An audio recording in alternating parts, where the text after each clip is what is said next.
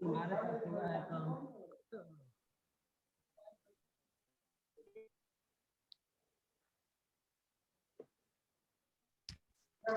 बना लीजिए।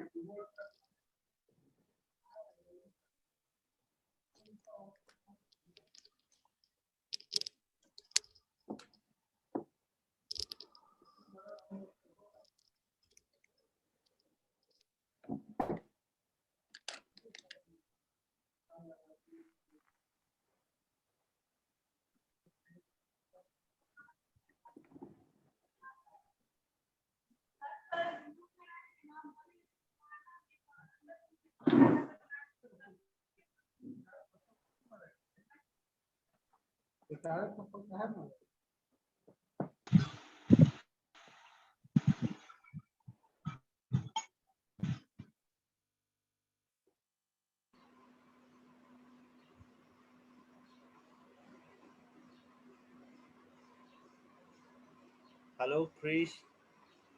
Good afternoon. Hello, Biasi. Good afternoon. How are you?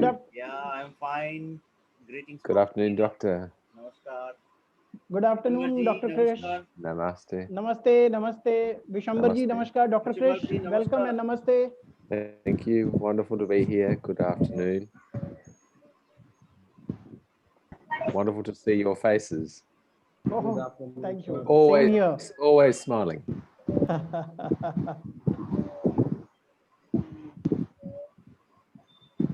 The smiling is now the very precious thing. It's become the very precious thing at this pandemic moment. So much.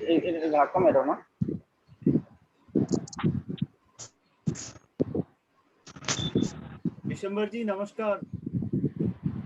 Namaste, Dr. Vishambar. Welcome.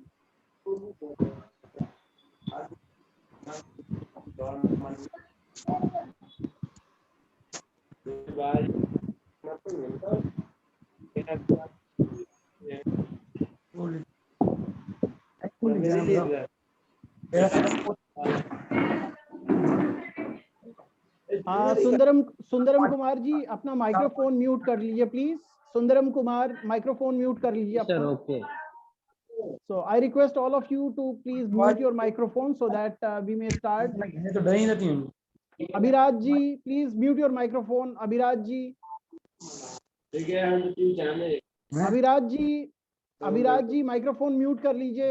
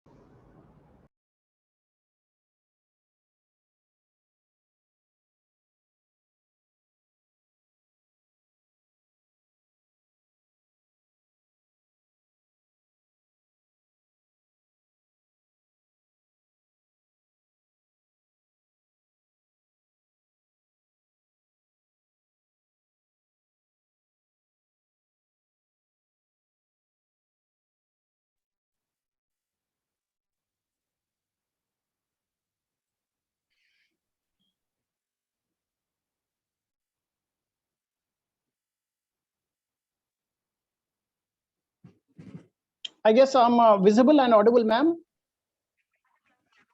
Simi ma'am, am I Yes, audible? Toshendraji, very much. Yes, very much. I'm just going to make you a co-host.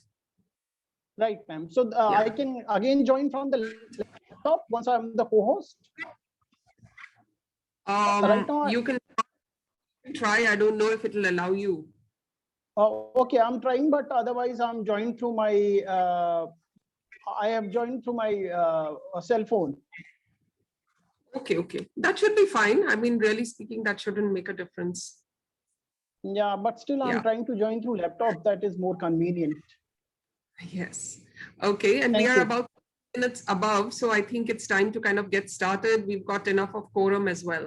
Yes, yes, ma'am. We can. I think we should ask Vishwajit sir. We can start. Yes, Vishwajit sir, do you think this is good enough to start? yes, yes. Please. Okay, okay. So I will kind of, just get started. So just give me a second.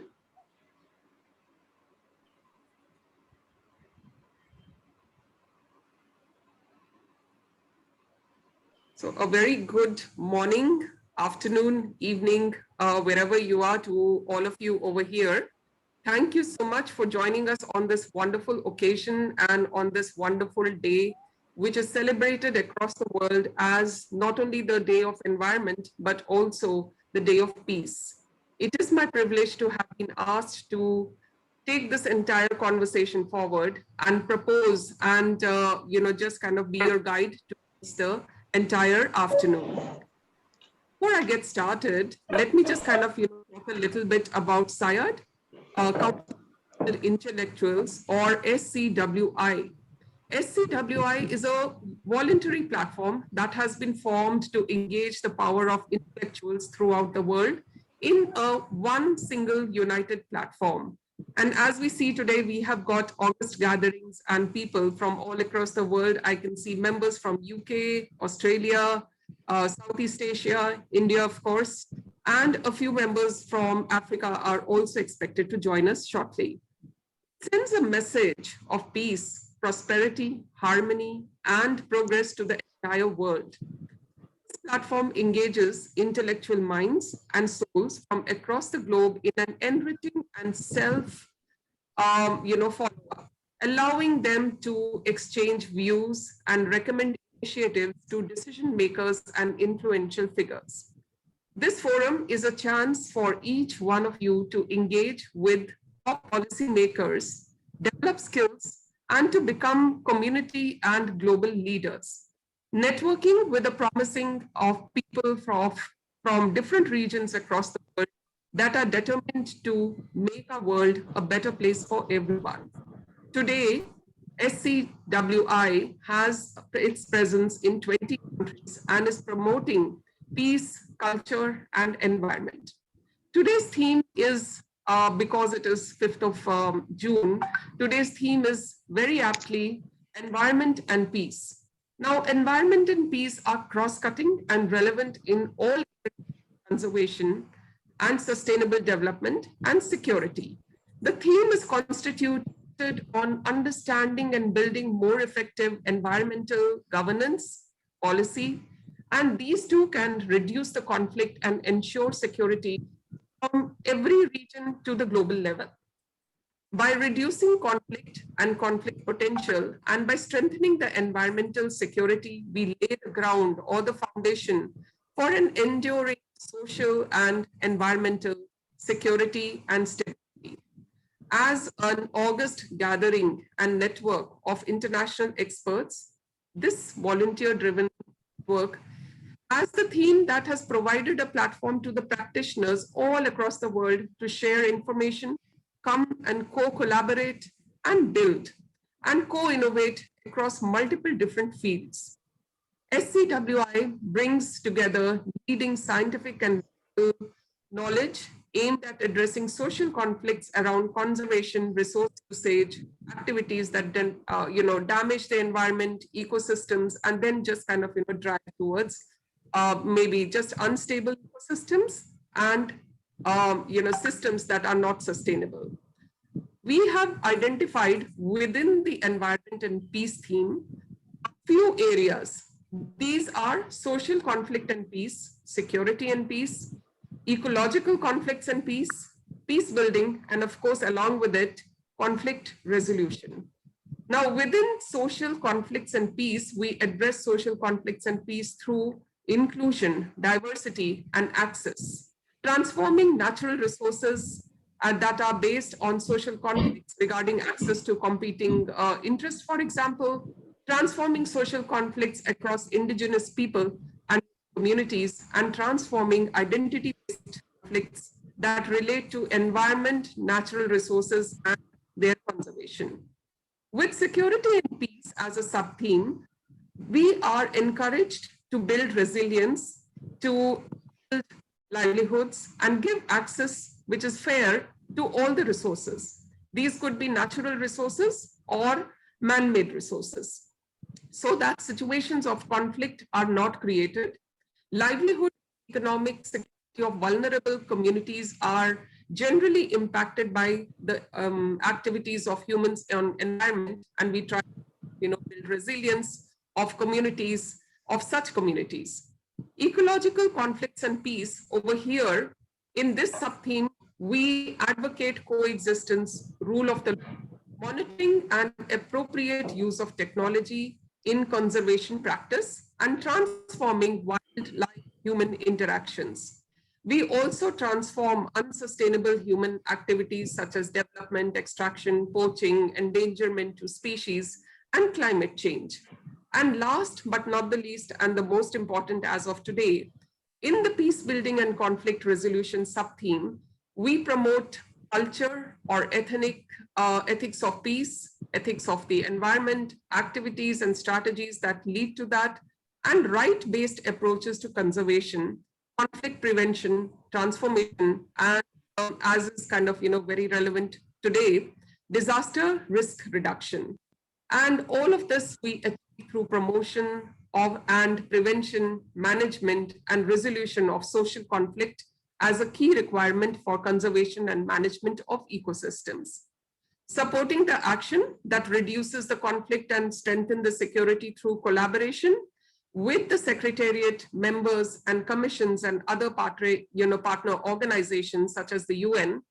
We also work by supporting the establishment of inclusive multi-stakeholder platforms and invite experts in conflict management, prevention, and bringing together not only local knowledge, but knowledge that is scientifically accepted globally, and sharing and contributing this knowledge to increase the understanding of environmental policy, activities and action that should be taken to reduce conflict and improve human security on this platform.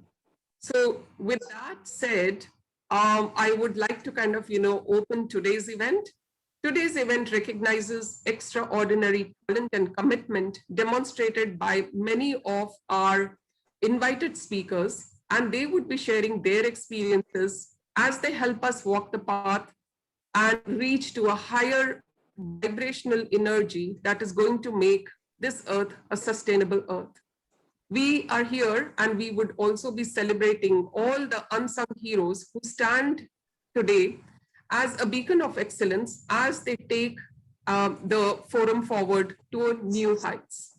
And this will be followed by recognition of unbelievable spirit, work, and contribution from the unassuming individuals who have contributed and will continue to contribute and usually prefer to be kind of, hidden behind the curtains. So without much more delay, may I please call upon Viswajit sir, and nobody needs an introduction to him, but let me say that he's the silent and driving force for this particular summit and for SCWI. And he's been, constantly been working on multiple different initiatives. Dr. Biswajit Roy Chaudhary is a faculty member at the Department of Geography in Vidyasagar College, and this is affiliated to the University of Kolkata, India, West Bengal. He obtained his master's degree in geography from Kolkata University in 2008, and then went on to specialize in urban and transport geography. He's also awarded an honorary degree from the UN Rescue Services, Sweden.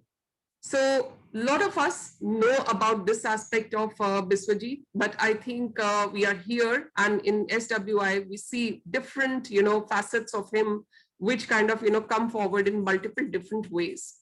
So without much ado, let me kind of invite Dr. Biswajit Roy Chaudhary to give the inaugural address. Dr. Chaudhary. Thank you, Dr. Shimi Misra, ma'am, Honorable Member of National Executive Board of our SCWI-SAIARD Council of World Intellectuals, our Honorable Secretary General, Dr. Taushendra Dwivedi, sir, our Executive Ms. Antara Kundu, International Relations, and the dignitaries, especially Dr. Professor and Her Excellency Elizabeth Lucas, ma'am, Dr. Vishambar Singh, All India General Secretary, NMO, as well as the Associate Professor of BHU, Dr. Chris, my friend from Australia, CEO of Global Opportunities Commercialization, and also Marietta ma'am, UNWPA President, Malaysia. Today, we are going to organize or going to celebrate the World Environment Day. But before that, I would like to say a few words about our initiation on behalf of SCWI-SAIARD. SCWI-SAIARD, the South Asian Institute for Advanced Research and Development, which we have developed and which we have worked since the last 3 years, particularly with the 3 or 4 missions. Number 1, education, culture, research, capacity building, and peace also, peace and humanity. So with this aspect, we have continuously doing lots of academic programs, lots of capacity building programs, not only in collaboration with the academic universities, institutions, but also in collaboration with the government organizations and industry houses. Because we feel that if we have to start, if we have to do something for our country, we have to strengthen the human resource as well as we have to strengthen our institutions which we have. Along with that, with the mission of our Honorable Prime Minister, Mr. Narendra Modi ji, along with the Government of India, to make our country in a world level platform. And in that perspective, SCWI-SAIARD is continuously doing lots of activities, particularly in collaboration with the different international bodies, different international intellectual personalities, as that they in one field, as that they can bring into the one field, and we can share our knowledge, we can exchange our viewpoints, we can share, disseminate our experience to all of us, so that our students, our resources can get some knowledge, can get some idea about the other world. So with this aspect, we have started this initiation of our SCWI-SAIARD Council of World Intellectuals since the last year, though we are also planning to conduct our World Intellectual Summit this year. But due to this pandemic situation, hopefully we have to postpone it, and we have a plan to execute this World Intellectual Summit on behalf of SCWI-SAIARD Council of World Intellectuals in the next year, where we are also planning to bring most of the country people, and they can be able to join through virtual as well as the physical mode. And with this, we are mostly focusing to share, as that I am sharing, I told that we are mostly focusing to share our viewpoints, to exchange the ideas, and also keeping in mind the COVID situation, which I feel that it creates a positive vibe in our life also, though it has devastated in several situations, but it has created some positive vibe. It has bring some positive attitudes in our life also, to connect the world very easily through this online platform. And with this, we are also focusing to address the world. We are also focusing to work in collaboration with the other industry, other institutions, those who are working at the same level in the different countries. And today, this is the platform. I think already we got the personalities from the different countries. 20 countries have joined already in our SCWI-SAIARD Council of World Intellectuals team, and they very soon they will work as an ambassador of this SCWI platform of their respective countries.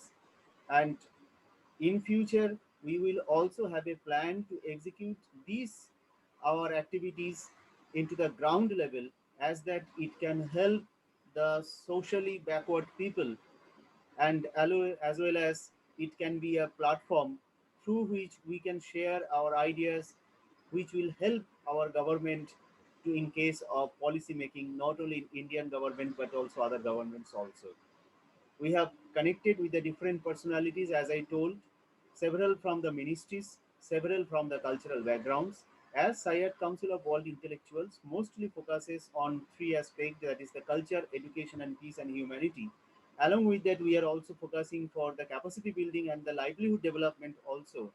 So definitely, along with your assistance, with the support, definitely we can do something better for our future generations. And whenever our activity will modify, our activity will create some positive vibe, definitely we can bring peace and happiness for both of our in case of an environmental upgradation in our society.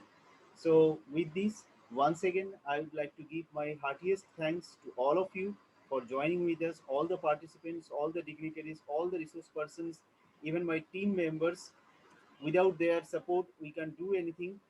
So I would like to thanks on behalf of me. Thank you. Over to you, Shivida. Thank you so much, Dr. Biswajit Roy Chaudhary. That was wonderful to hear about all the initiatives as well as plans for the future. And, it was great to know that not only are you thinking of, being resilient in the times of COVID, but also kind of, planning for the future. And not only towards, doing grassroots level activities, but also to kind of, take it to a policy level and at a global level. So congratulations for that vision. Congratulations for all the, work that you're putting in. Thank you, ma'am. Thank you. With that, now I would, turn my attention and invite the first speaker of the day today. And that is, we are very, very privileged to have Ambassador, Her Highness, Queen Dr. Elizabeth of Alalu with us. Excuse me, ma'am. Kaushandra Yes. Here. Okay, so we are supposed to, okay, I'm so sorry. So I would now kind of, like to, I'm so sorry, Dr. Toshendra, I completely missed, welcoming you. So Okay. Dr. is our Secretary General and really kind of, needs a specific introduction. I think all of us are very, very familiar with him and have a full view of, what his whole contribution to the entire endeavor, this particular platform has been. So Dr. Toshendra, if I try to introduce you, I don't think I will do much justice. So I will turn it over to you to self-introduce and take it forward. Thank you very much, Simi ma'am. And I feel very privileged to be welcoming all the dignitaries present today. And well, namaskar and a very happy International Environment Day to one and all. Myself, Dr. Toshendra Dwivedi. I am Secretary General of SCWI-SAIARD Council of World Intellectuals. I'm also Senior Assistant Professor of Applied Psychology and trainer to officers in Election Commission of India. Along with that, I'm working with many organizations for the same mission and vision of establishing peace, promoting education and wellness, and cross-cultural exchange. So this was my brief introduction. So may I proceed with your permission, Simi ma'am? Yes, please, sir. So I wanted to say that Indian psyche and self has always emphasized upon the idea of coexistence. Now, this coexistence is not only limited to a relation between two individuals. It starts from a relation within of ourselves within us and extends to the relation between two individuals, followed by relation with the environment or the existence. So that's why the bigger version of Vasudhaiva Kutumbakam, the famous Indian dictum, is not only between the connection between two people or the two countries. It's also our connection between the flora and fauna and every aspect of the environment, the atmosphere, the air we breathe, the forests we are put in. So if this equation is disturbed anywhere, then the entire harmony is disturbed. So I'm just going to briefly emphasize a little upon how environmental disharmony creates disturbance in a peaceful self. See, due to rapid industrialization and fast need for economic growth, a lot of carbon dioxide emission has raised the temperature of Earth, resulting into glaciers melting, floods coming, climate disturbances, and uncertainty. So also a lot of cyclones are reported these days, which were not very frequent when we had a better green cover. So this has increased uncertainty, death, anxiety, joblessness everywhere. So individuals have lost mental peace and become victim to never-ending rat race for money and prosperity. Joint families, which were the famous icon of Indianness, have divided into individual and nuclear families, which has again led to uncertainty in life. So the overall repercussion is decreased quality of life, increased loneliness between people, increased restlessness, increased societal tendencies due to less patience. So you see how environmental degradation has led to loss of peace within us. So overall noise pollution and information overload, particularly all on unauthentic information, has resulted into indecisiveness, fear of death, aggressiveness tendencies. We have done a lot of counselings on the platform of through various channels. So excessive crowding and overpopulation has got its own repercussions. So we should be able to learn from the country like Bhutan, although they are not rich, but look at how they have preserved their environment. Their constitution guarantees 60% of forest cover, and look, they are so much peaceful and they have a big happiness index. So that is our ancient Upanishad and rituals have also emphasized about protection of trees. It is said that planting one tree is equal to giving birth to 10 sons or raising 10 people. So our gods are also worshipped similarly to the in the environmental conservation ways. Shiva is related to snake, cow is considered as holy, Ganesh is related to mice. So all these lead to a intangible bond between man and flora and fauna. So that is maybe the reason we have to, this is the high time we have to share, accept and dignify all these things. So in fact, the Eastern philosophy of Vedanta has glorified yam, niyam, asan, ahar, pratyahar, and other rituals, which are all related to our sync, our harmony with the environment, our daily habits, in sync with the trees, in sync with the flora and fauna, the animal species, biodiversity, and conservation. So the war cry presently should be conservation of the environment, planting of the trees, low carbon emission. And that's why I would like to finish up by Ashanti Mantra, which of Indian mythology, which also emphasizes the beautiful relationship between environment and peace. It says like Om Gom Shanti Shanta Rakshitah Shanti Prithvi Shanti Rapah Shanti Roshadaya Shanti Vanaspataya Shanti Vishwe Deva Shanti Sarva Shanti Shanti Reva Shanti Sama Shanti Om Shanti Shanti Shanti. So let's together make a vow to fight the environmental degradation and uphold the principle of sustainability so that we leave this earth a better place for our upcoming generation. Thank you very much. I will I will be very brief, and I know there are a lot of dignitaries out there waiting. So Simi ma'am, over to you. Thank you very much for listening me. Looking forward to work with all of you, welcoming all of you once again. Thank you so much, Dr. Toshendra. That's wonderful. I think that mantra and that Shanti mantra is so much needed today. We all need it. We all are passing through very tough, unprecedented times at this point of time, have lost quite a few friends and people that are known to us. So everybody needs it. And more than us, I think it's a cry from our Mother Earth to become more sustainable practices. So with that, let's kind of, change the mood a little bit. And let me kind of, tell you about some absolutely wonderful news that has kind of come through just a few minutes ago. Dr. Biswajit, would you be able to kind of share your screen and show to us something very special? I'm not saying what it is. I'm trying to keep it as a suspense. Yes, and this is it. This is an MOU that just got signed, as you can see on the date. It says 5th of June, between Global Opportunities Commercialization Private Limited and SCWI-SAIARD. So hearty congratulations to all of us. Congratulations, congratulations, great news. Thank you. I would Yes, like to absolutely. thank Dr. Krish, the CEO of Global Opportunities Commercialization. Thank you, Krish. And with this, we are going to open our Australia chapter of SCWI-SAIARD, our first international chapter in Australia. So we are humbled that Krish has offered their platform to form the institution there in Melbourne.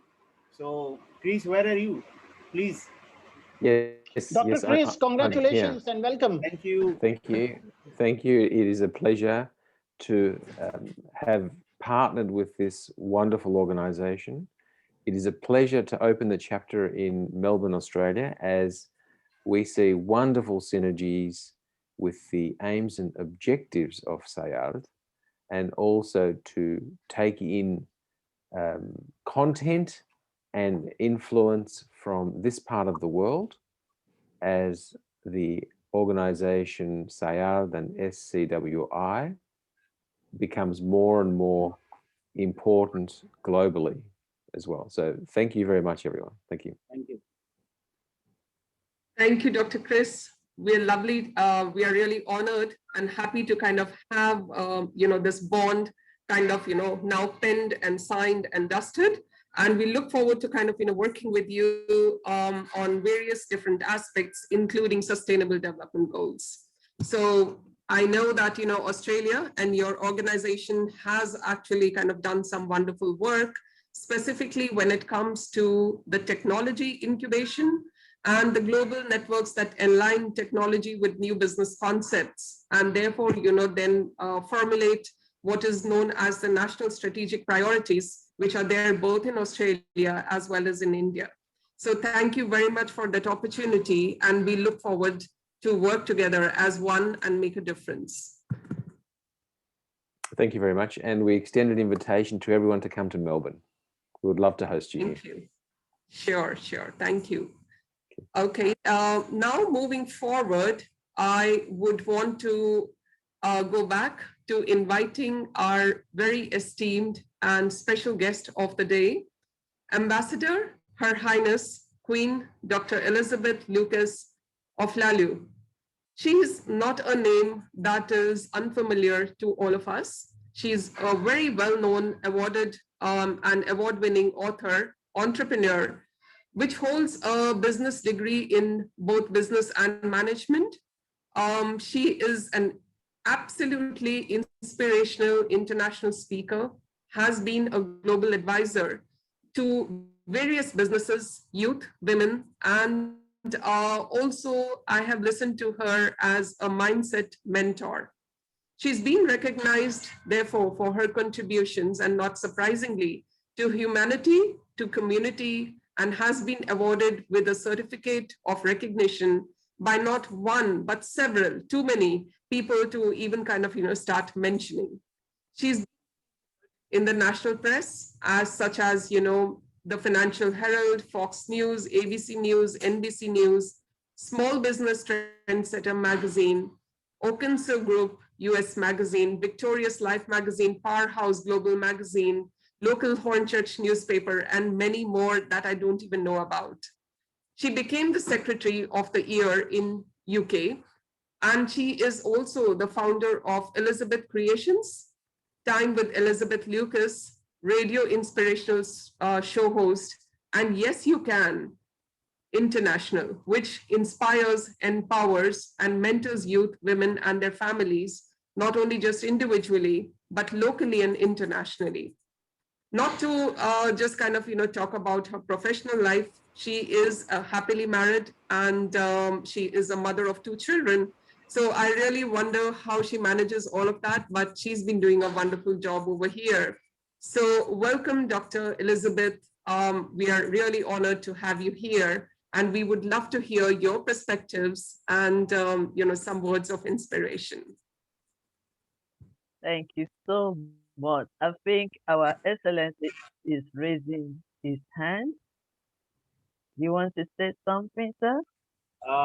Ma'am, I would like to share another good news and surprise to all of you that we have also signed an MOU with the Yes You Can International on 1st May. So we have also Oh, developed our England chapter, and I am honored to Dr. Elizabeth Lucas so for this opportunity. And this is the 1st May on the International Labour Day. We have opened our first MOU and we have already set up our England chapter. Thank you, ma'am. Thank you. Thank you. Well, it thank is you a and great Congratulations, congratulations, congratulations. Dr. Bishwajit, Dr. Lucas. congratulations. Congratulations, sir. Yes, ma'am. Congratulations. Please. And it is a great honor This is to secret. collaborate with this organization, Please. and I'm looking forward to work with you.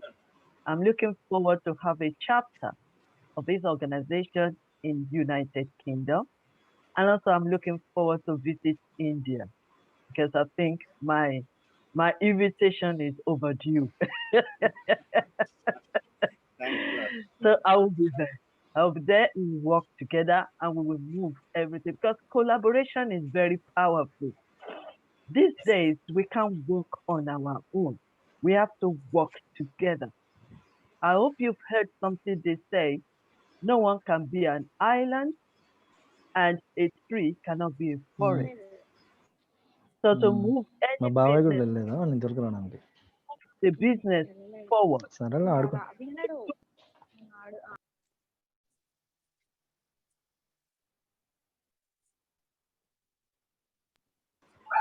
Ma'am, please unmute. can you hear me? Yes. Yes, we can. Now we can. So I'm very pleased. My organization is very pleased to welcome your organization and for us to work together because togetherness, we can do it. Togetherness, we can stand and we can overcome. Thank you. First of all, let me say congratulations to this great meeting. Let me also say happy Environmental Day because we all need to celebrate this.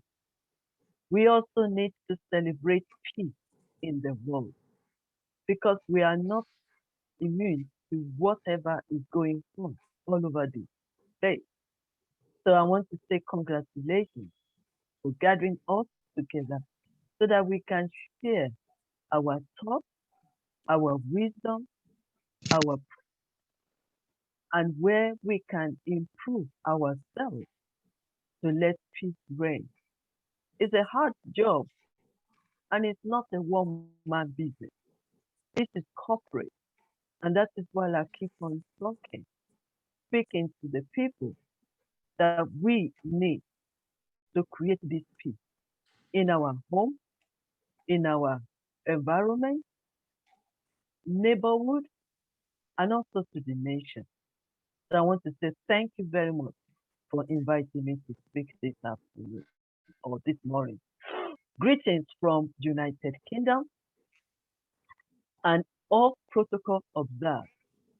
Greetings to our distinguished key speakers today, our honorable guests and participants. Let me take this moment to express my gratitude to the founder, the president of this organization, and also to all our key workers in this organization. I want to say thank you for this opportunity to invite me to come and share my thoughts.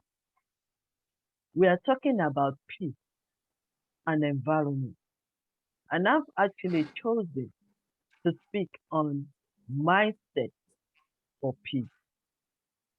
The question I want to ask every one of us is, can peace really reign on this earth, in our nation, in our neighborhood, in the society?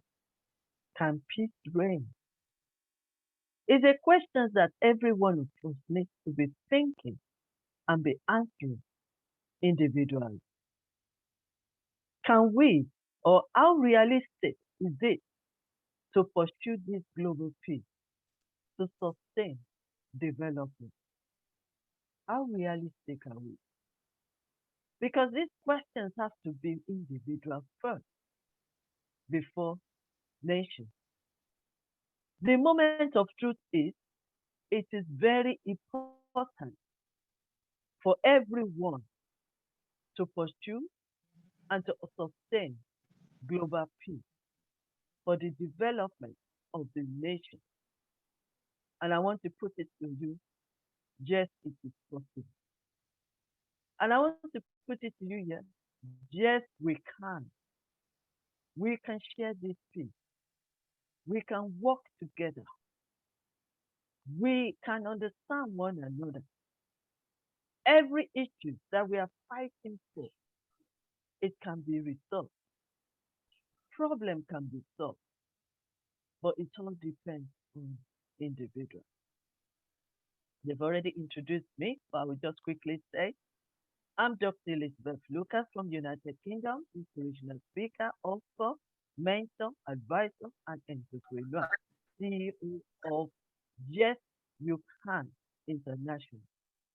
And the reason why Yes You Can is Yes You Can is to remind us all that yes, we can provide. Yes, we can move this peace to another level. Yes, we can create peace. Yes, we can have peace within ourselves. And yes, we can have peace among ourselves. So, what is peace? Peace is the freedom from anxiety, disturbances, trouble, violence, war, fighting. It is a stress free state of security and calmness and harmony.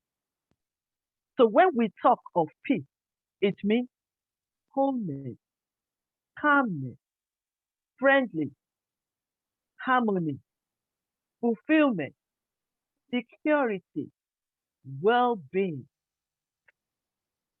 Peace can either be enforced by justice, government, or free choice by people wanting to live together happily. So the question is, how can we experience this peace in the land, especially when we are celebrating the environment? Firstly, it has to start from within. I appreciate the first speaker that said it. We have to continue saying it has to start from within, from me and you, for peace to reign, from individual to experience inner peace and enjoy life together. Without that, we cannot progress in promoting peace because everyone out there, we are all human beings. Every trouble, violence, all this fighting, war, you can agree with me that it's the human being involved in all this trouble. So let me quickly share with you how to experience inner peace. Know who you are, know your purpose. Because if you know who you are, you will understand yourself better and you will understand others. You will understand that we all have the strength and we all have the weakness. And so as we are, so also others. No one is perfect. We are all improving ourselves every day. So if you can embrace yourself, know who you are, celebrate who you are, then that will be the beginning. You will be contented and you will be fulfilling and you will be happy when you know who you are. And you also know your purpose, your assignment, your dreams, your vision, your goals. When you know all this, You will focus and you'll be determined to make it work. We all have assignments. We all have gifts enough. We are all special. So that is the first thing first. If we know who we are, focus on these things. You can change the world, but you can change and develop yourself first. Work on yourself. That is why personal development is all about, is very important. Like I said right from the beginning, all this fighting, this war, is two things. It's either their lack of who they are, or they don't have the understanding, better understanding, and they think violence is the answer. But between me and you, violence is not the answer. Violence destroys and kills. So I won't, so that won't be the problem to be solved. That won't be the solution to solve any problem in the world. Be true to yourself. Be mindful of what you say to yourself, what you say to yourself, and what you are doing to yourself, to your body, soul, and spirit. I'm talking about mindset. Yes, because what you store in your mind is what you will become, it's what you will act on, it's the lifestyle that you will find yourself. So I will not stand here to say there is no negative. We live in a life, in a world of full of negativity and positivity.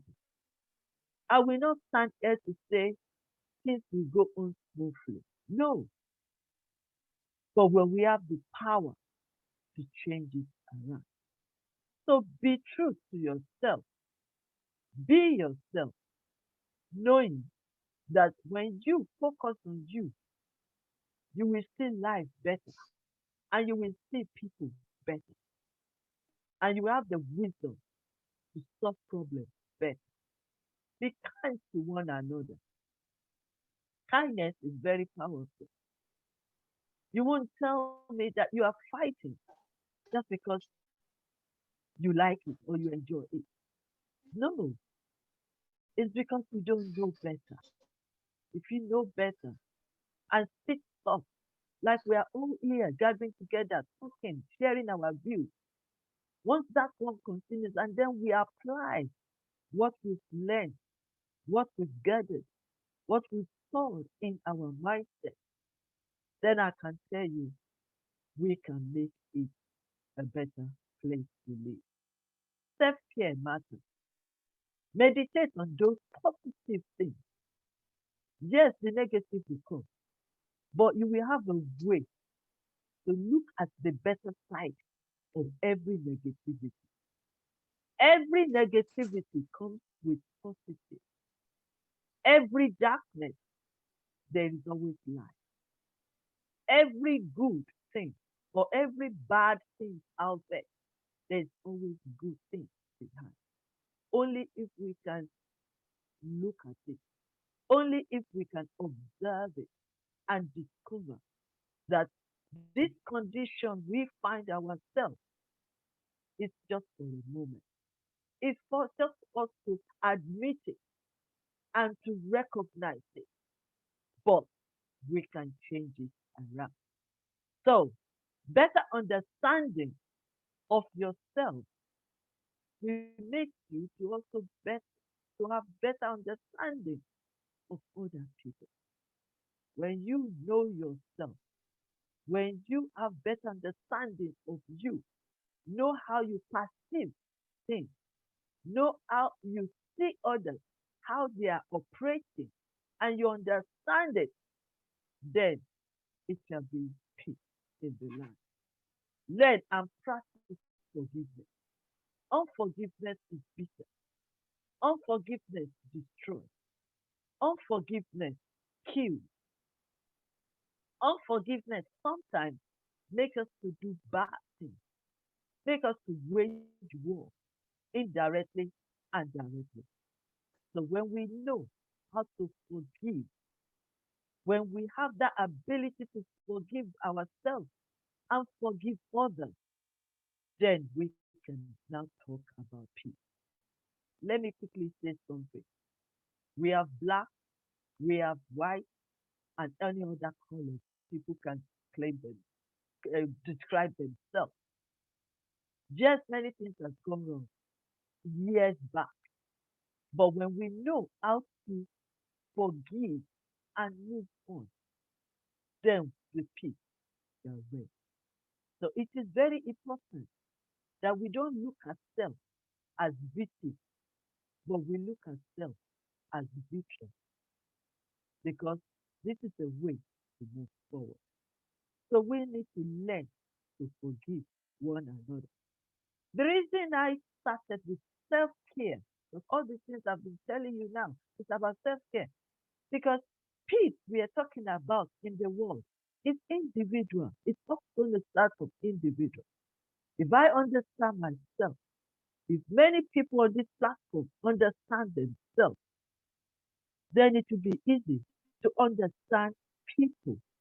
It will be easier to understand others. They said peace guides our heart through understanding. So it is very important. And then we need to love ourselves. Love is the greatest. Love is the greatest given to us by God of the universe. No wonder when I look at my own Bible, it divided into three. Love God with all of your heart, with all of your soul, and with all of your mind. And then the second one, it says, love yourself. And then the third one, it says, love others according to yourself. That means the way you love yourself, love others. You can agree with me on this platform. If we love ourselves and then we love others, peace can reduce. So we need to love ourselves. Peace can reign in us when we do that. We need to work. That's one faith. Yes, it's good to chase money, to make money, to be successful, but we need to start from loving ourselves.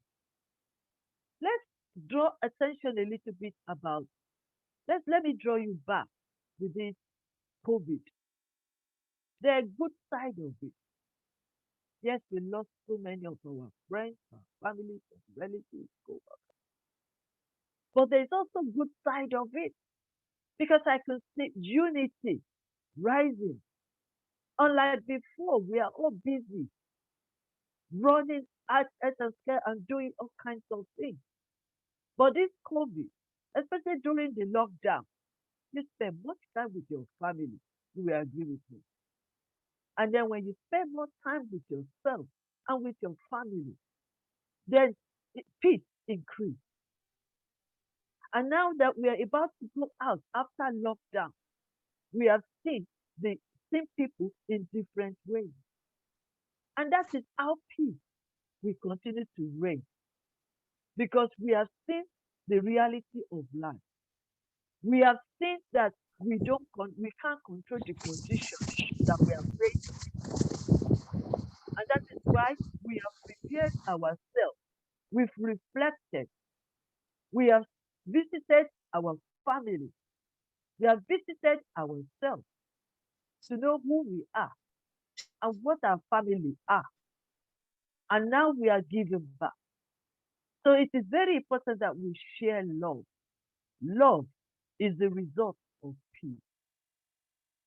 We can only unite and have peace when we love one another.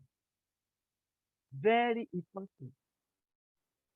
We can only love.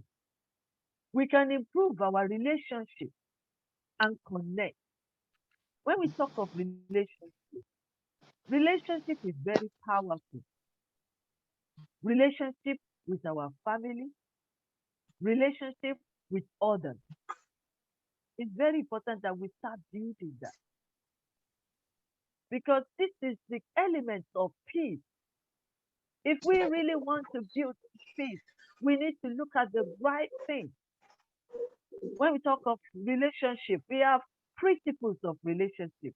We have laws of relationship. We have elements of relationship. When individuals start applying it, then we can increase in our peace within ourselves and in the world. Be grateful. That's another thing. A heart of thankful will make your heart to be full. Just as the word of God said, count your blessings and name them one by one, and it will surprise you what the Lord will do. When you go outside your house, yes, we are celebrating the environment today. When we go out there, look round the leaves, the wind blowing, all those natural resources. You should be grateful. We didn't provide that. God of the universe provided for us to enjoy, for us to maintain it. And that is life.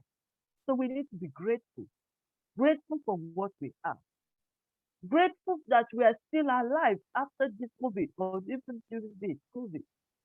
Because when there is life, there is still hope. And there is hope for tomorrow. We are still alive. We are still breathing. So it is good to be grateful. When you are grateful as well, you will appreciate others. You will appreciate what others have done to you or they are doing. You will appreciate what governments are doing. I will come to that very soon because most of the people depend on government. Who are the government? Governments are people using their ideas to govern the world. They are people like me and you, and they cannot do it alone. So it's very important that we are grateful to what they are doing. They are trying their best. The government didn't know that COVID will arrive and spread all over the world. So they can only try and error until we get it right. Like I said, no one is perfect. So let's appreciate ourselves and appreciate others. To have peace is to change ourselves, to change our actions, to change our attitude towards people, to change our behavior, to change our characters, willing to learn and respect one another. That is the only way we can have peace. I cannot cover the topic this morning, but let us see also on government and business level. We need to eradicate abuse of our children, abuse of women and sometimes men. How do we eradicate it? That's what we need to be sitting down talking about. So many abuse out there, violence out there, trafficking out there, indirectly and indirectly. How do we eradicate it? So we need to add more information, more ideas. We all depend on government to do everything, but no, we can support the government by sharing our ideas. Say, for instance, we're talking about climate change. We need to educate ourselves on climate change in order to support the government. Nobody knows this full. What you and me knows, the government might not know. So we need to be willing to gather together చాలా and see ఉంటుంది the కదా. way and encourage others. Know our right as human is also another thing. if we want to have peace and if we want to enjoy the environment, we need to know our rights. We need to educate our rights and we need to practice our rights as a woman, as a man, and as children and youth. It's very important. Security is very paramount. Better environment.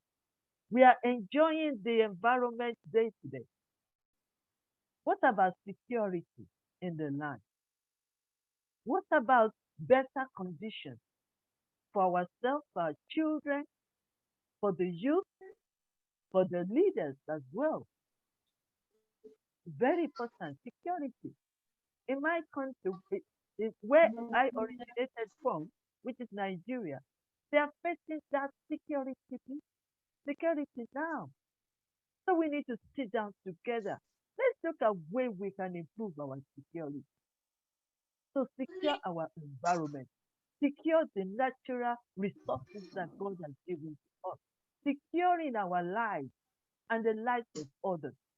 Then education, education for all, especially our children, youth, women, very important.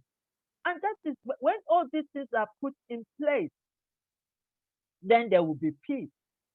Because most of the things they are fighting for is either education, security, and all other things. And we need to be working towards it to see the way to improve it. Very important.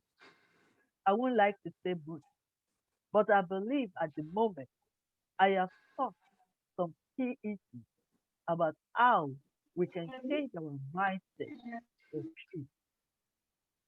George Harrison said, with love, we can save the world. Madame Teresa said, let us always meet each other with smile, for the smile is the beginning of love. So to this I will say, thank you very much for inviting me to share, to speak. I really love all the beautiful and handsome faces I'm seeing.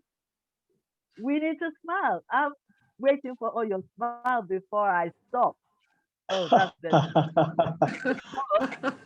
we Thank you can so much, Dr. Elizabeth. Thank you so much. Dr. we Elizabeth, it was so inspiring to hear you. And you were very right that, no security can happen on earth without actually having peace. And to have peace, we need to be a little more selfless, a little more caring, change ourselves, not only from the outside, but also from inside. We hope that, a lot of us who have listened to you will be able to kind of imbibe that and put that into practice. Thank you so much for those inspirational words. Very nice. Thank you. Thank you. I would now kind of, move on to our second speaker. And our second speaker for the day is none other than Her Excellency Datuk Marieta Aguido Reformado. She is the president of the United Nations World Peace Association for Malaysia. And we are very, very privileged to have her here with us. Let me just kind of, put her into spotlight. Just give me a second to find her. I cannot see her. Would you be good enough to just wave your hand, maybe put on your camera? Wait, just hang on, please. Yes, Marieta, we can see you. Yes, we can see you now. So would you like to kind of, put on your camera as well? Just hang on, please. Waiting for my stuff to arrange. Okay. Currently, or maybe I can continue my speech. Hello? Hello? Ma'am has some problem in opening the camera because of internet issue, so she can continue without opening it also if she wants. Yeah, absolutely. Absolutely. That's not an issue at all. Not at all. So we would love to kind of hear from you. And let me just kind of, first finish your introduction and then kind of, invite you formally to this platform. So Datuk Marietta is a successful entrepreneur who has been based in a country, and this country, as we all know, is not only a, at least in India, it's a wonderful holiday destination to be in, but it's a country that is rich in many resources and is multiracial. So once you kind of, reach there, you find it to be a melting pot of multiple different, cultures all across Southeast Asia and also China and UK and even, people from the Europe. Now, coming to to Datuk Marietta, she has got about, more than 20 years of work experience of working with various industries. Her involvement and her abilities in its implementation, facilitation, and consultation, that is something that, she's valued for. Her experience and expertise in planning a particular business and solving business conflicts is respected amongst, various different communities. And her familiarity fits first-hand experiences from the beginning to the adequacy stage until the completion of business processes allows her to be a very effective consultant. With that, she's been empowered with the Empowered Women of Achievement Award in 2013 and has got numerous other awards that have been obtained towards inclusiveness in Malaysia, and not only in Malaysia, but also outside her country. Despite her busy schedule, she isn't reluctant to kind of, work and invest her time for the betterment of her communities. For instance, community service and charity is something that she holds close to her heart, and which is the reason why perhaps the president of United Nations World Peace Association in Malaysia, she's kind of been chosen for that unanimously, and she is kind of driving its mission and its whole being through improved activities that protects the rights of the people to live in peace, not only in Malaysia, but the globe. Datuk Marietta herself is also an advisor to several humanitarian organizations, not only locally, but also internationally. And she has an intention to spread love of humanity, regardless of the status, color, or religion. She believes that all humans are sacred, and whatever and whoever they are capable in their capacities, or if they are incapable capacities, they do have strengths and weaknesses, but each one of them is unique. And each one of us needs to help one another and to become what we might be. It is only possible if we do that. So with that, I would open the stage and invite Marietta to come and share her views with us. Okay. Over to you. Good evening, Dr. Mishra. Thank you so much for the introduction. Okay. I'm so sorry because the video camera is not working because my staff is downstairs, so maybe we will on it so once it's back. Okay. Ladies and gentlemen, thank you for inviting me to be part of the speaker to raise your voice for Peace Earth, organized by the SCWI-SAIARD Council for Intellectuals. Intellectuals and laymen, people both plays a vital role and component of an open society. For instance, intellectual peoples, or maybe also known as the think tankers, they bring unique analytical insights to not scrutinize the society and its immediate form, but also help to shape the ideas and ideologies of the future. They conduct researches, deploy critical thinking, reason, teach, author, books, and challenge dogma and equip us with cognitive thoughts to engage with the world. We inhabit just for the love of knowledge for the greater human good. And now, the definition of a layman is a person who is not a professional in a given field, a casual handyman who does some projects at home, but who is not a professional is an example of a layman. They at the same time to contribute their own skills to the field that they are doing. And we live in the communities of complementing each other, strengths and weaknesses, liberating possibilities together to raise the voice of peaceful earth. And why should we care and bother? One has to think of other nations because we are all citizens of this universe, and our own actions here affects another nation at the other side of the globe. Having discussed about these points, now let's move on to the second point. How can you raise the voice for peace earth? How can you be the change? We all human or a responsible person should realize any action, small, be it or big, will certainly contribute to the worldwide efforts towards sustaining the resources of this planet, as well as ensuring a better life for generations to come. Okay, dear esteemed speakers, I will except for a while. Mr. Mio Arek, my press secretary, will continue my speech. And thank you very much for inviting me because I have some important calls to attend this. Hang on for a while. My press secretary will speak. Just follow me. Okay. Thank you very much, Dr. Mariata, the Honorable President of the United Nations World Peace Association.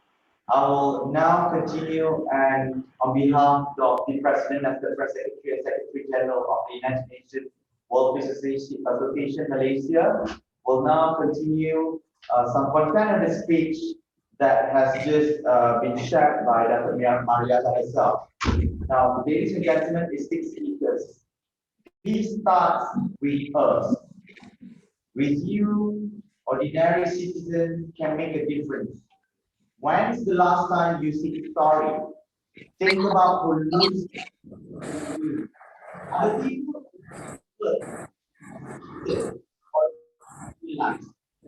north and left out. Make decisions to care about what happens to them.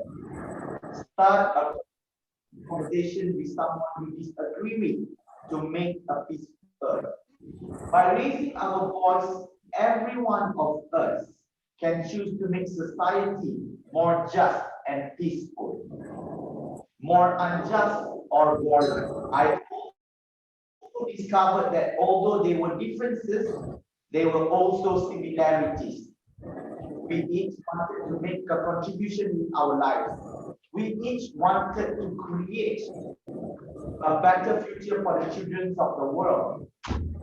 We each were excited by the possibility to do something important. In the end, it was learning how to combine our differences and similarities that allows us to succeed. Our world needs many signing up for these great adventures of learning from each other. For the human experiment to thrive, it will require us to stretch beyond our comfort zones. We may not always agree with the person's thinking or approach to life, but we and the world will be getting bigger through the effort. People tend to think and overthink, helping the homeless or others in obvious needs. Will they spend it on drugs? Are they scam artists? Are they mentally ill? Why isn't their family helping them? Yet, when it comes to promoting peace and love, the answer of why they are in need that really matters.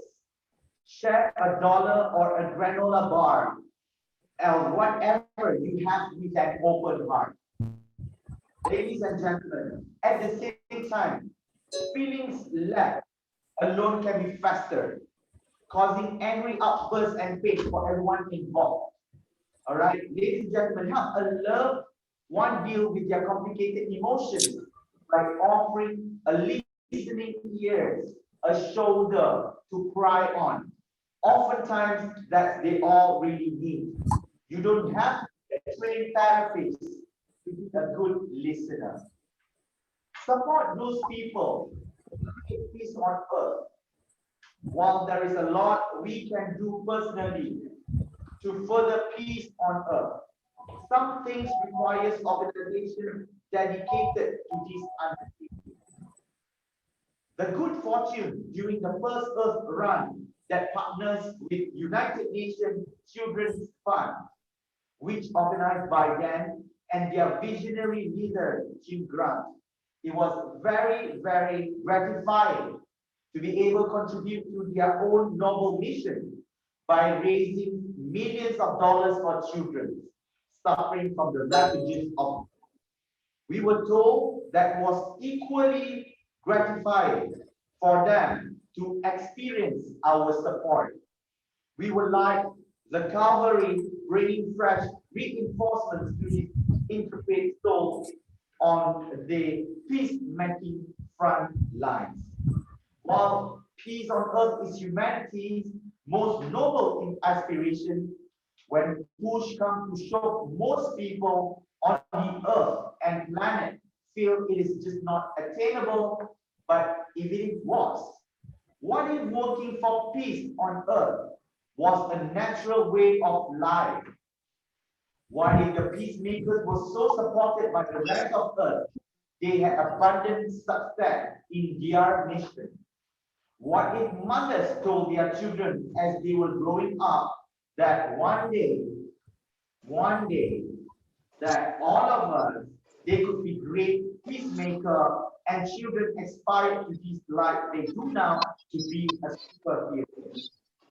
The peacemakers are our planet's healers. The more we help them, the more they can feel the differences in our world. The more they heal that which separates us, the better will be the world we inhabit. It is our virtue Bible. This action invites all of us and you to support an organization in your community or somewhere in the world practicing the skills needed to create peace on earth. Be generous, dear esteemed speakers and the rest of the viewers today. It is easy to be selfish with your time, money, resources by getting caught up in a material-driven societal expectation. Try being generous and see how our life changes. Buy coffee for the person behind you at the coffee shop and read to the children at your own local library. Or simply stop and listen for the answers when you ask a friend, how are you doing? It will be energizing you. You will feel less helpless about how to make the world a better place. If enough of us take this action, within a short time of period, ladies and gentlemen, a planetary unity field will be created of people envisioning and creating peace on earth. These will cause a new belief to emerge that we can create the world that we want.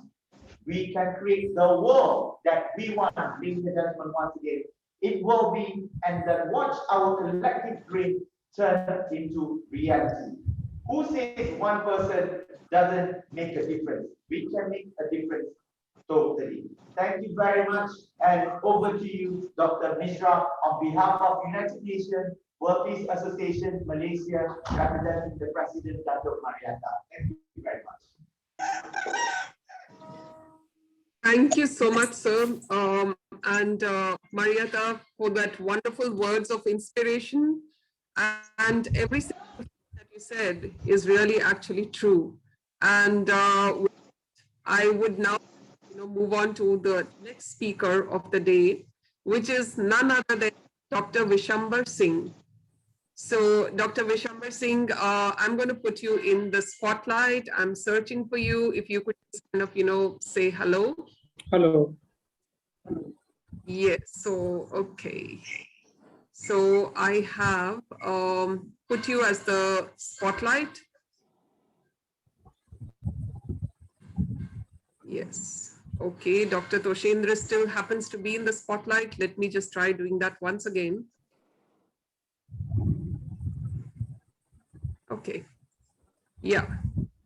So I think we have you there.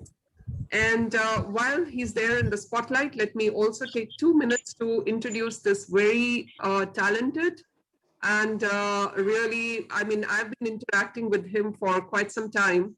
And every time I speak with him, I discover a new aspect. So Dr. Vishambar Singh is a doctor in the sense that he's a medical doctor. And he did his MBBS from SN Medical College, Agra, which is the city which is also very famous for its Taj Mahal and a few other things. He has an in otorhinolaryngology, which means, I suppose, translated ears, nose, and throat, and is actually kind of, now working as an associate professor at the Department of Otorhinolaryngology at IMS BHU Varanasi. Dr. Vishambar started his career in 2006, where he started as a junior resident in the Department of Neurology at Fortis Hospital, Noida, which is a suburb of Delhi. And then he moved to actually kind of, working in 2009 at the Department of Physiology and Molecular Biology at AIIMS, which is India's and Delhi's one of the most largest and, I would say, one of the biggest, and not just the biggest, but the most renowned and also the most respected hospital. Then kind of, moved on to the Department of Microbiology at the Institute of Medical Sciences, BHU Varanasi. Today, he's an associate professor there. His journey doesn't kind of, stop there. What I've discovered with Dr. Vishambar is that his heart is in the community. And just kind of give an example of the work that he's been doing in the community, he has been instrumental in driving what was known as the Bhanwandri Sevayatra, which is, as the name, it's a mega health campaigning program which covered the entire states of Northeast Asia and was organized with Seva Bharati, Purvanchal, and the National Medicos Organization, NMO. Now, actually came from the memory of an ancient sage in India by the name of Dhanvantri. And this sage is said to be the founder of the Indian system of medicine and perceptor of health, happiness, and tranquility. So it just kind of, tells us that Dr. Vishambar has been working with peace, health, and, towards sustainability since 2003. And the Seva Yatra provided services and free distribution of medicines, etc., to a whole lot of people in the Northeast. Now, without actual, getting too much in the way of you and Dr. Vishambar, let me formally invite him to the stage and invite him to share his views. Dr. Namaskar. Namaskar ji. Dr. Simi ji, Dr. Vishwarijit Roy ji, and my childhood friend and a good psychologist, Dr. Toshendra ji. And we had a very good speakers before, Dr. Elizabeth, Dr. Mariato, Dr. Chris is there. So I'm doing namaskar to you all from Varanasi. It is one of the oldest city of this world as per the documentation also and as per the literature also. I actually don't call anything as a mythology because that doesn't suit as a word, because most of the things we do not know because we have not worked upon it. So I'll call it a very historical city I'm working in. And I had a chance to grow here and finally come back and work from here. So as Dr. Elizabeth was saying, so who you are, you need to discover who you are. And from Namaskar in our country and from our place, we definitely put a salute and do Namaskar not only to your this physical body, but the eternal body. And that where the cultural difference may be in the people who want to live with peace in the environment, peace and a good environment, and those who do not. Because they respect your entity, they respect your being. And when you know that who is within you, definitely you are not going to harm. Similarly, the ecological system around us. Uh, since this year is also a ecosystem restoration year declared by the United Nations for this particular year after today. So ecosystem restoration is the term given to this year. Why they might have thought about it? Because we are really losing the ecosystem in which we are born, we have grown, and what is the relation between us and the surrounding. Definitely, being in India, we have a concept of parivar, the family. The word joint do not come to our mind when we call this as a parivar, because that family includes everyone, your grandparents and your in-laws and everyone around you. So the concept begins from there, and then you understand how to adjust with the people, how to adjust with the available things, and then you try to do whatever is the best with the people around you. You learn to live in harmony with them. You don't get selfish for all the things. And that growing selfishness and making someone like someone wants everything around, you should get everything around. You should be able to fly a jet, and you should be able to sit in a meditation. That's what said by a great saint. But then, how to achieve it? You have to achieve it from the surrounding you are living in, from the people around you. You can keep talking like these things for very longer durations, but you till the time you don't follow it, it will not be manifested. Someone said that the greatest thing is that someone else will do it for us, and that stands true for the environment also. We cut the trees, we try to make very good furnitures from them. That's fine, you should. But going for a plantation drive, not injuring the ecosystem of the people living around, and then also doing this, that is what is required. I think we should inculcate from the childhood that, okay, I have something less to live with, and that should go in the mind of the children. I'm not very much a expert of psychology, and I'm not very much expert like you people are working around and getting such kind of experiences. But for me, it's just like learning, doing is learning.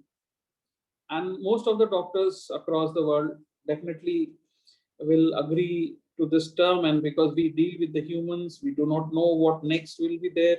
We are prepared for it and we learn from it also. But thing is, you need to put in everything of yourself with your patient and the environment also, the people also, along with whom you are living. A very good example is a mother-child relationship, where a mother definitely cares for a child, the child may or may not. And if she starts thinking about it from the childhood of the child, that he will be or she will be there to help me or not, will be there with me or not, then that will not happen. So that relationship must be there with your ecosystem also.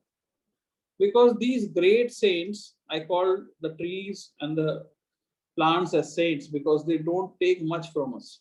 They only give us. They always give us. And living in harmony with these, this environment, the ecosystem in which you are born, and that ecosystem is definitely uh, fixed, not fixed, but maybe changing with the time. But that is definitely fixed for a particular area where you are living in. So you have a culture of your own, your food, your trees around you, because that is what is going to sustain in that environment. If I try to grow pine here in Varanasi and a tree plantation here, that is a tea plantation here, that will not be possible. But when we try to go mangoes here and we go for neem here or any other so-called ficus, so that is possible here, and that is what is needed here because the climate is different, the food is different.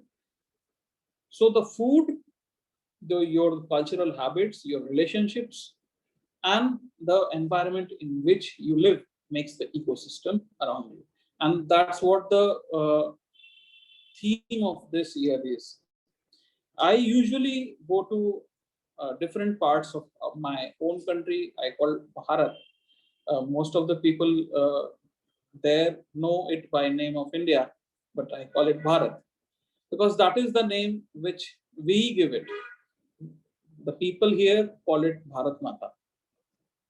And when I go to these areas where to meet the people, treat the people, greet the people, and live with them, I find that there are a lot of things which are going on there.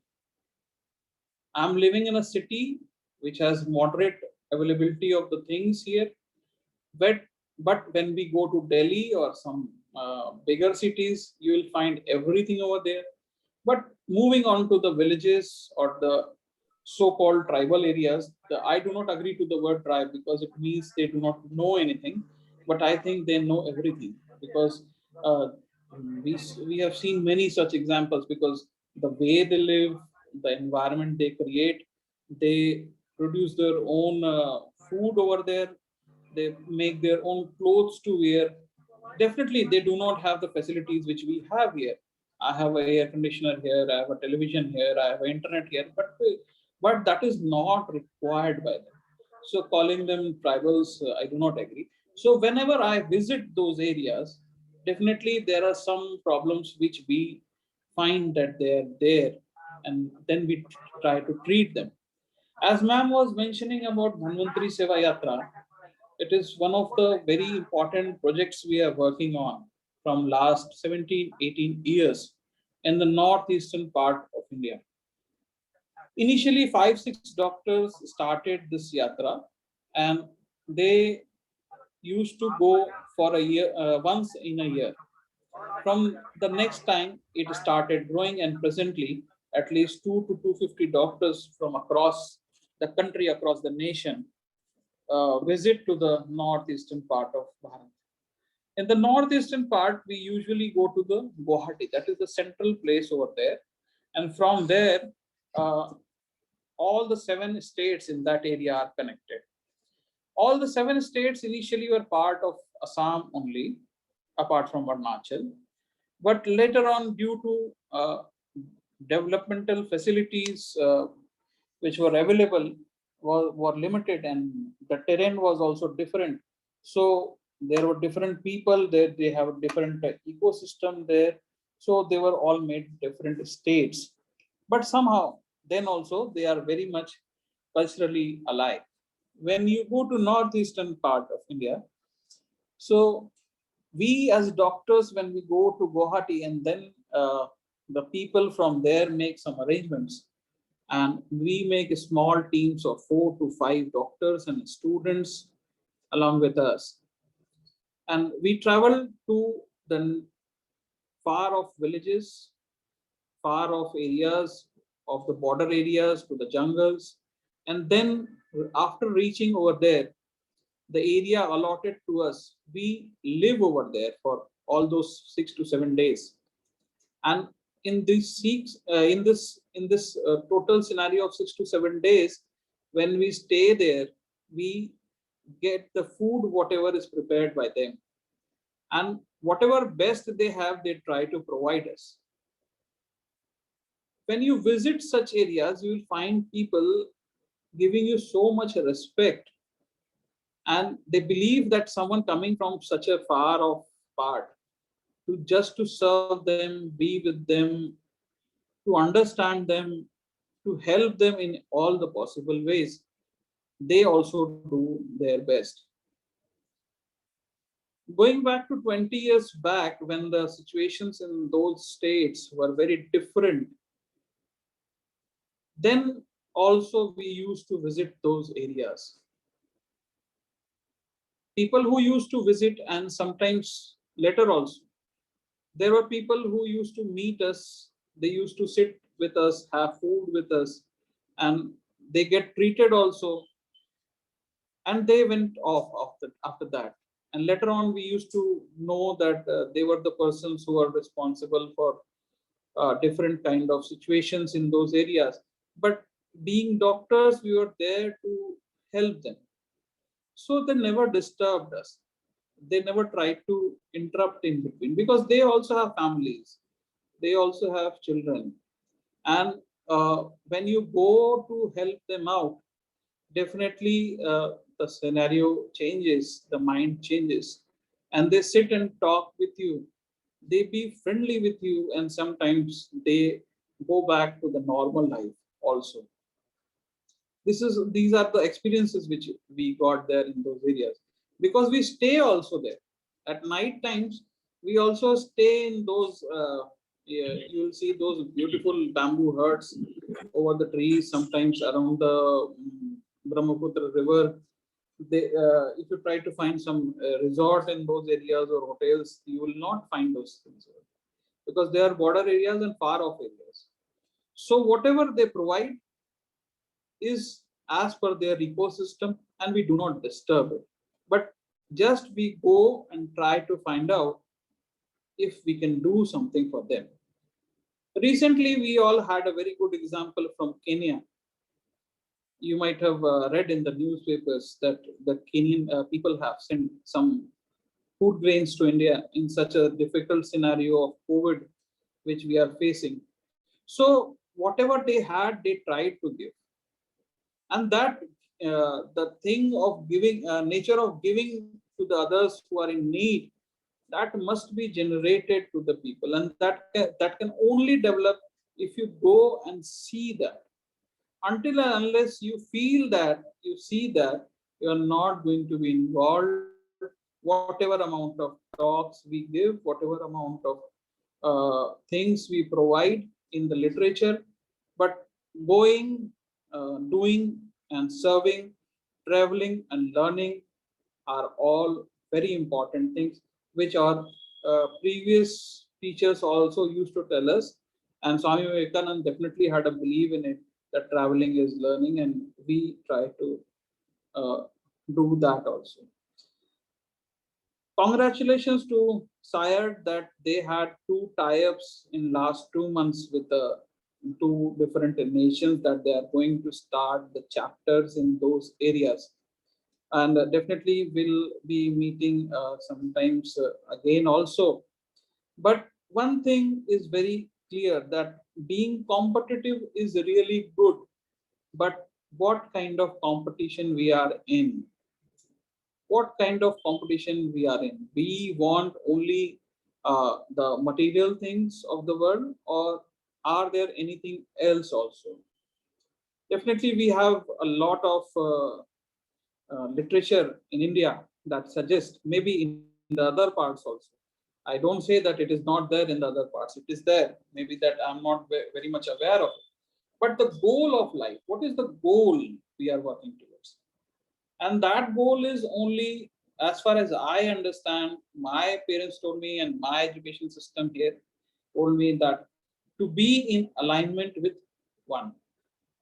That is the final goal. And if you keep that in mind, definitely a lot of things are going to be solved and resolved also. So when you treat the patient in those areas, you definitely get nothing in return of that. And what you get in return of that is there inside you. And that is a change. That is the That was the word which Dr. Elizabeth was mentioning. That was the eternal love you get from the people around, for whom you work and with whom you work. And that really helps you to grow. So if I'm not the right person to suggest, but definitely planting more trees, having respect to the environment around you, having respect to the system. You get three things actually from outside: air, water, and food. And that air we lost here in the case of COVID. And after COVID, we definitely go out of our place, and we need to wear a mask because we didn't respected the air. And then water. Water is highly polluted at present.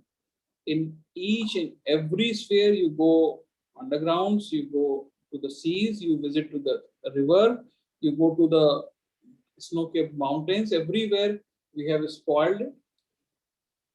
We, the humans, I'm taking it on me. I have also done that. And finally, the food. What kind of food are we taking? The food we are taking are all chemically. We put in a lot of chemical to grow that, and ultimately we consume it. Definitely, some part of that chemical might be going inside our system, might be creating a lot of cancers and all those. So why not? So why not go for some organic farming? Why not go for a balanced living? Why not to introspect ourselves? Why not to go and help out the people around? Why not to leave few things for the others also? So with these words, I'm thankful that you all invited me to this panel of eminent speakers, knowledgeable persons, and different people working in different places, having a different kind of experiences. I'm thankful to Dr. Toshendra ji, Dr. Vishwajit ji, and Dr. Simi ji. They helped me to come to this platform. I really work around and get the experience, and that is what I'm sharing with you all. Thanks a lot. Bharat Mata ki jai. Thank you, Dr. Vishambar ji. Bharat Mata ki jai.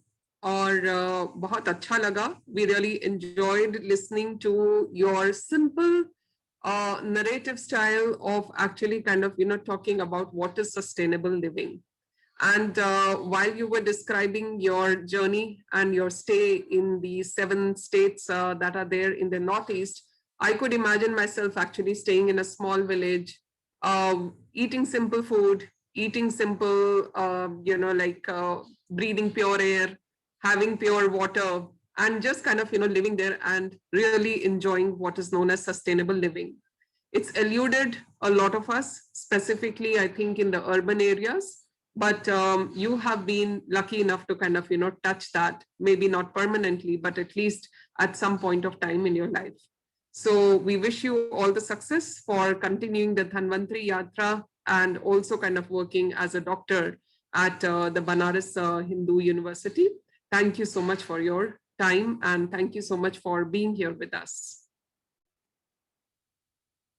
Now, I would like to kind of, invite Chris. Chris is here with us all the way from Australia. And Chris, I'm sure it must be quite, late in the night for you. I wish we had thought about this earlier and perhaps, would have tried to bring you right up in the front rather than, waiting until this moment. So while we all heard Chris kind of, talking about the global commercialization of innovative healthcare and technology products and services he's heading with, let me formally introduce that he serves as the co-founder and the CEO of GOC. He's also the director, APAC Health, and managing director of Mainstage Incubator Australia. He is actually kind of, delivering not only incubating entrepreneurships, or doing some fundraising, commercialization of advisory services, and their own products to national and international clients is what he brings. He's also a part of a large international networked group that comprises of the highest levels of global governments, finance, and niche distributors. and high network families, innovators, and global experts. Not only that, Chris is also a practicing lawyer and focuses on international trade and commercial law transactions. He assists clients to quickly grow his business. I am sure the office that he's sitting in is actually kind of reminding me of a lawyer's office. That's where he must be. And he also helps to develop strategy and implementation of corporate restructure for global expansion in the US, Europe, Africa, and Asia.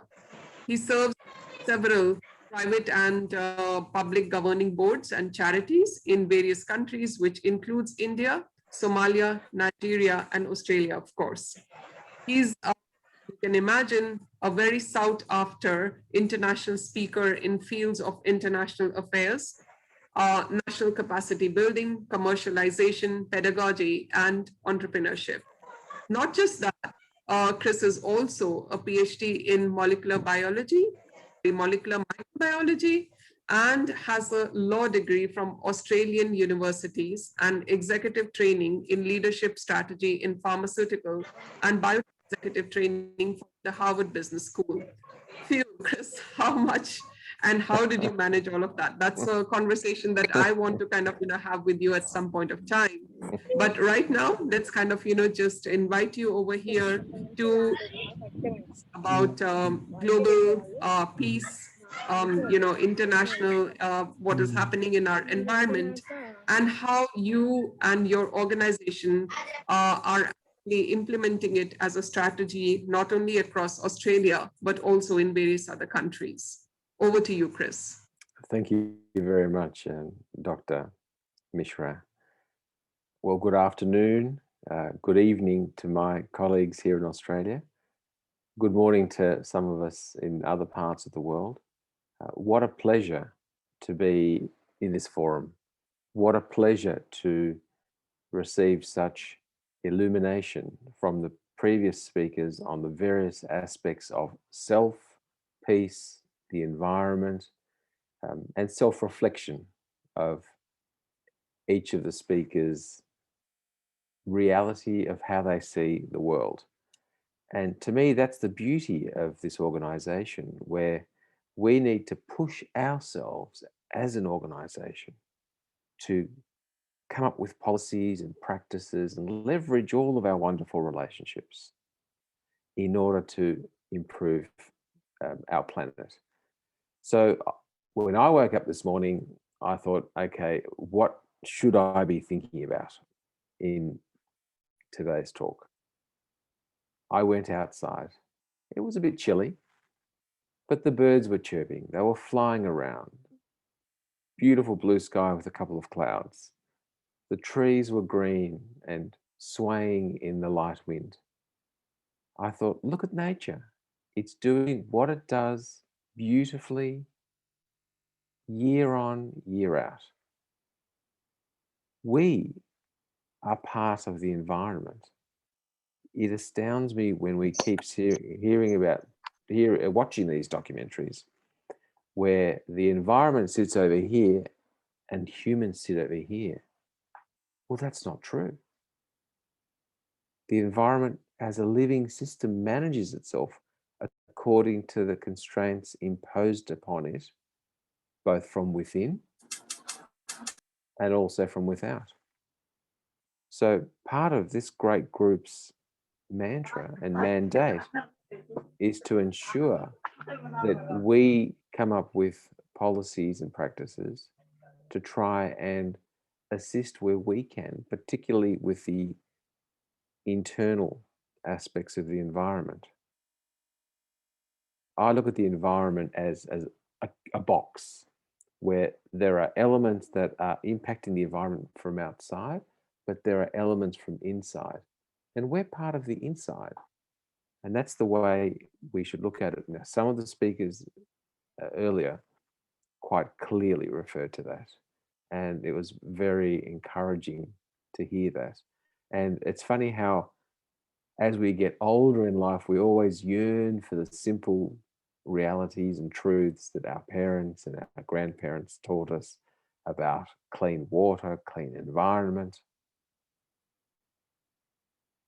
what's the role of us, those humans? Are we custodians of this world? If we're only part of it, is that a little bit arrogant to say we're custodians? We don't know how the planet works, a bit like our brain. We don't know how the brain works. We know maybe a little bit, and the environment is the same. It has twists and turns. Its equilibrium shifts. Now, obviously, when we do bad things to it, we are forcing shifts. Now, one of the areas that have interested me way back from when I was a microbiologist was the idea that look after your food intake, your intestines, and the microbes help also provide a symbiotic living relationship, which is part of us as humans.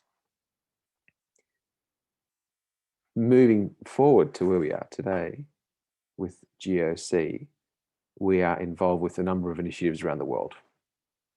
Fine, that's business, social, fine. But one of the things that particularly interests us is, let's have a look at the soil microbiome. It's not just throwing fertilizer on some land, seeds, water, harvesting the food, repeating the cycle. Is that healthy for the soil?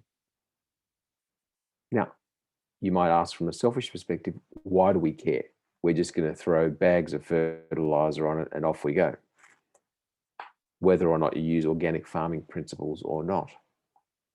And the problem is that the environment, and because we're part of it, reacts accordingly. So when we overfarm a particular plot of land, the minerals and nutrients are depleted.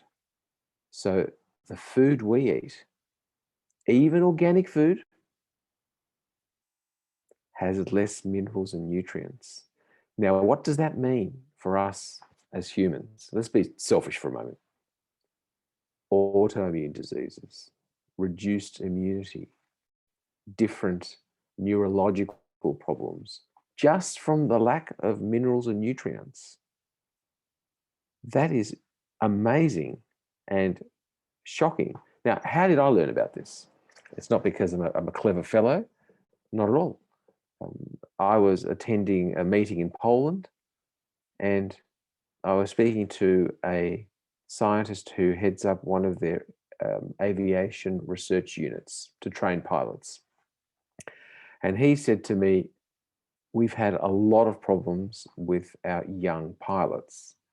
They're no longer as astute and able to make high performance split-second decisions. And I said to him, well, okay, what's the problem? And he said, remember Poland until a couple of decades ago was a communist country. It didn't have the resources to bring in fertilizer.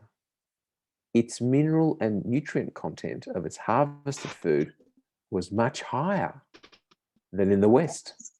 I said, you're kidding me. He said, no. When the West came, the first thing they did was give us a stack of fertilizer. And they said the fertilizer would increase our efficiencies. Well, guess what? It did increase our efficiencies, but our nutrient quality dropped substantially. And as a result of that, sorry, we're getting some interference. Okay. As a result of that nutritional drop, but food efficiency, that impacted the human beings in that part of the world. So my message for us, in addition to the glorious pieces of information and wisdom provided by the previous speakers, is that we need to develop a cooperation model with the environment. It is not a us and them environment. So we're embarking on a fascinating project with organic farmers from India and Africa, maybe from Australia, but definitely from those regions, to ensure that the mineral and nutritional content of foods is captured in each harvest, and then that is informed to the customer at the end of the supply chain. So I know time has gone beyond us. So what I wanted to say in closing is the fact that we have diversity in ideologies in this group, the fact that we have leadership of SAIARD and the people at that level, as well as the fact that we have supporters around the world, will ensure that this organization has wonderful prospects for delivering real impact, not just the intellectual side, which we will do, but then having people at the next couple of supply buckets, if you will, to translate that into impact for society. So I congratulate everyone, and thank you for letting me have a few minutes to express my thoughts, and look forward to waving the flag at our office, the SAIARD chapter's office in Australia tomorrow. Thank you very much. Sure, Chris. Thank you very much for that wonderful, short but crisp but deep speech. I think we all kind of, think about it as a need to kind of, come together and really have to unlearn so many things. We've kind of, lived a very selfish life, and somewhere COVID-19 has really kind of, brought us to a point where a way of thinking about particular things at a particular time, we know that it's not anymore just an accumulation of facts and knowledge or something that you learned once and you can use forever.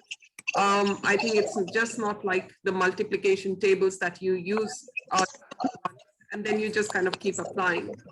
It somewhere is something like what our ancient Greek, scholars, I'm forgetting who it was, either it was Aristotle or Socrates, I cannot remember, but they talked about, the ethos, logos, and the pathos. And I think when we begin to apply the ethos, pathos, and the logos to our own microenvironments, new solutions, new ways of working, new ways of actually addressing our problems, which are immediate and local, do kind of emerge. So somewhere what you said just kind of struck that chord with me and that thought with me. So I just thought about sharing that. With that, I am looking at our time, and I think we are very much just in time to kind of bring on board Ms. Antara Kundu. Ms. Antara Kundu is the executive for international relationships with SCWI. And I would invite Ms. Antara to come on board and offer a vote of thanks to all who have gathered here, and specifically to our very august speakers. Ms. Antara.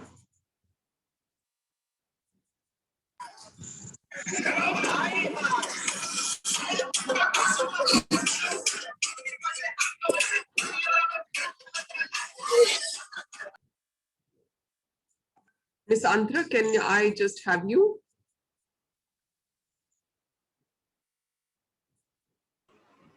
Yeah, she's in the participation list. Just. Yes, but I am not able to hear her. 1 second, ma'am. I'm just busy. Yeah. I have just requested her to start her video.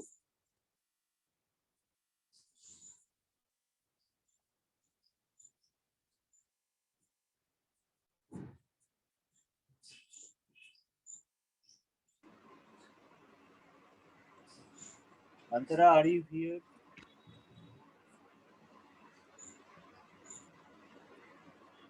We saw her. So, ma'am, we join call. Yeah. Ms. Antara, would you like to please start your vote of thanks? Okay. Ma'am, I think she has some technical problem. That's why she could not be able to connect due to some network. Okay. And so, right. In that case, how do we, would you like to kind of, take this forward, Dr. Biswajit? No issue. I can do that. Sure. So thank you everyone for particularly the resource persons, our all the participants, even Dr. Kaushandroji, our Honorable General Secretary, Dr. Shimi ma'am, and our resource persons from the different backgrounds, from the different countries, and we saw that there are four lectures that happen here, and which are particularly from the four countries, especially. Dr. Vishambarji, honor dignity, you have provided a wonderful lecture and with your practical experience, and really we would like love to work, and definitely we will take your suggestions in future also for our council's development and activity. I have nothing to say about Dr. Chris because he is a very good friend of mine since the last 2 years, and most of the programs we have conducted jointly initially from the very beginning of SCIARD. And today, sorry, yesterday he has proposed me to sign an MOU with their organization as that we can work in their platform also. So thank you, sir. And I don't have any need to comment on your lecture and your expertise also in different aspects. Next, I would like to give my special thanks to Ambassador Honorable Dr. Elizabeth Lucas, ma'am, for her valuable speech, and also you have looking forward to work with us. Not only that, you are also focusing, you have already told me that you are also focusing to collaborate to do some academic and intellectual programs and capacity building programs, particularly for the livelihood development. Definitely, we will look on that and hope the corona situation will over very soon, and definitely we will meet. And not but least, Marietta ma'am, though she has messaged me today morning that they have some obligations to the government regarding video conferencing and all that. Malaysia government has posted some advertisement restrictions also, but still she joined. I would like to give my special thanks to her, and though here she in busy schedule, she has provided a wonderful speech on the focal theme of this event. So thank you. Hopefully very soon we will work together, and we will definitely focus on your issues. And she has proposed one thing I would like to say to our team and all the members here, dignitaries here, that she need to organize a physical conference in Malaysia in collaboration with us and with her organization in future. So definitely we will do, ma'am. Thank you. Thanks a lot. So not but least, I would like to give my sincere thanks to our executive national body of SCIARD Council of All Intellectuals, Dr. Srini Misra, ma'am, for his wonderful coordination and wonderful presentation through all round to maintain the programs and its all round support. Thank you, ma'am. I'm really thanks, and on behalf of SCIARD Council, on behalf of my team, everything, and you are also our family members now. So we are really thanks. Really, we really appreciate your efforts. So not but least, I would like to give thanks to all the audience who have present there, and also yes, I saw some mail that feedback link. Definitely we will share it after my speech. So definitely we'll get your certificate through after this link. So thank you for joining with us on 7th. On this platform, I would like to say another informations to you that on 7th June, we are also going to organize another brainstorming session by the Waterman of India, Dr. Rajendra Singh, and also the one World Bank Environmental Evaluation Officer, Dr. Dubey, Anand Kumar, sorry. So they will join. I will share the link in my Facebook page, in our website also. So you are all invited to join there and to energize our effort as that we can do a lots of activities in future also. So thank you once again to all of you for joining with us, and thanks. Hope we very soon we are going to meet. And last not but least, since the last year we have conducted on behalf of SCIARD a digital education summit where Chris has already joined and there were 14 countries were associated. And this year we are also going to organize it in the coming month, and hopefully we can also associate 25 countries, and even several ministries also from education departments of different countries. I will also share the every details in our Facebook page. If you go through our South Asian Institute for Advanced Research and Development Facebook page, you will get all kinds of notifications even in our websites too. So we expect to all of you to join with us and stay with us. Thank you. Be happy, be healthy, all of you. Thank you. Thank you, Biswajit ji. Thank you so much for that vote of thanks. Once again, to all the participants, heartfelt thanks for the participation, for your presence, and for making this a great success. Like Dr. Biswajit was saying, please keep watching our Facebook page. Please keep in touch with us through social media and immediate contacts. And we look forward to hosting you once again as soon as the date for our next webinar is fixed. With that, a very good evening to you all from Delhi, India. Thank you. So, ma'am, can we all leave now? See me, ma'am? Yes, sir. With Yes, your sir. permission. So, thank you once Surely. again, Thank you. everyone. Thank It you so was much. great pleasure. Thank you, everyone. Bye and see you again.